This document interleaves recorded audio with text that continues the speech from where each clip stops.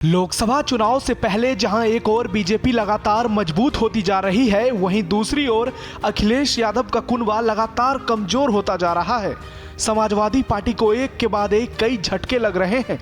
देश के सबसे बड़े सियासी सूबे उत्तर प्रदेश में जो समाजवादी पार्टी लोकसभा चुनाव के लिए खुद को सबसे मजबूत बता रही थी, उसकी नैया बीच मझधार में फंसती दिख रही है। और मौजूदा परिस्थिति को देखकर ऐसा लग रहा है कि हाल ऐसा ही रहा तो आगामी लोकसभा चुनाव से पहले अखिलेश की सियासी नैया डूबना तय है। हम ऐसा इसलिए कह रहे हैं क्योंकि लोकसभा चुनाव से पहले इसी महीने की 27 तारीख को होने वाले राज्यसभा चुनाव से पहले एक बार फिर अखिलेश को जोर का झटका लगा है। हम आपको बताएंगे वो कौन सा झटका है जिसने अखिलेश यादव और सपा की टेंशन बढ़ा दी है।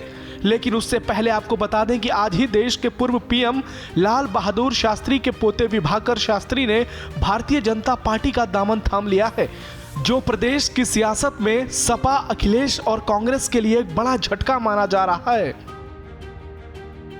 दोस्तों, हम अखिलेश के लिए जिस झटके की बात कर रहे हैं वो इस बार पूर्वांचल से आया है।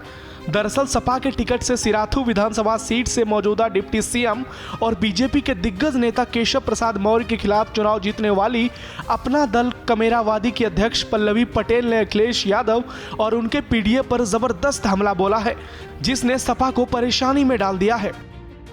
देखिए, हम प्रतिबद्ध हैं पिछड़ा, दलित, अल्पसंख्यक के हक और अधिकार के लिए, और अगर उनका वोट हम ले रहे हैं तो उनकी ईमानदारी से एक उनकी पार्टिसिपेशन भी होना चाहिए।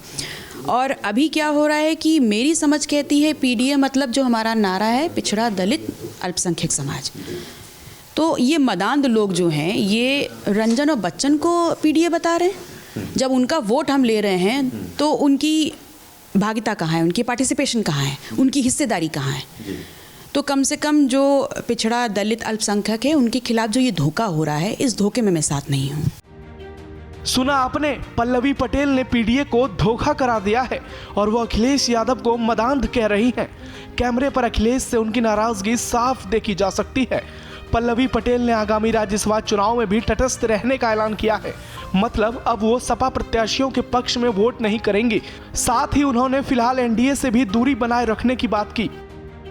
मैं अपनी जगह पे खड़ी हूँ और बहुत स्ट्रिक्टली खड़ी हूँ कि पीडीए नहीं है और पीडीए के खिलाफ इस धोखे में मैं शामिल नहीं हूँ। नहीं, मैंने कहा मैं पीडीए के इस धोखे में साथ नहीं हूँ, इसका मतलब ये नहीं कि मैं एनडीए के साथ जा रही हूँ। मैं विपक्ष में थी, हूँ और रहूँगी।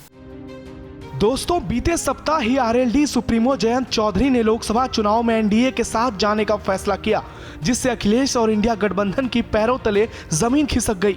इसके बाद कल ही सपा के राष्ट्रीय महासचिव स्वामी प्रसाद मौर्य ने अपने पद से इस्तीफा दे दिया और अब पल्लवी पटेल की बातों से ये साफ हो गया कि अब वो भी इंडी गठबंधन का साथ नहीं देंगी।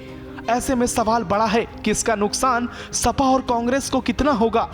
फिलहाल इसका अंदाजा लगाना बहुत मुश्किल नहीं है, क्योंकि 2022 विधानसभा चुनाव में पल्लवी पटेल ने उस सिराथू सीट से जीत हासिल की थी, जहां बीजेपी की सहयोगी अपना दल काफी मजबूत मानी जाती है और अनुप्रिया पटेल के साथ रहने के बावजूद केशव प्रसाद मौर्य जैसे बड़े नेता अपनी सीट हार गए, जो उनका गढ़ माना जाता है। इसलिए अब देखना यह होगा कि क्या अखिलेश यादव पल्लवी पटेल को मनाने की कोशिश करते हैं या फिर पल्लवी भी जयंत की ही राह पर चल पड़ेंगी।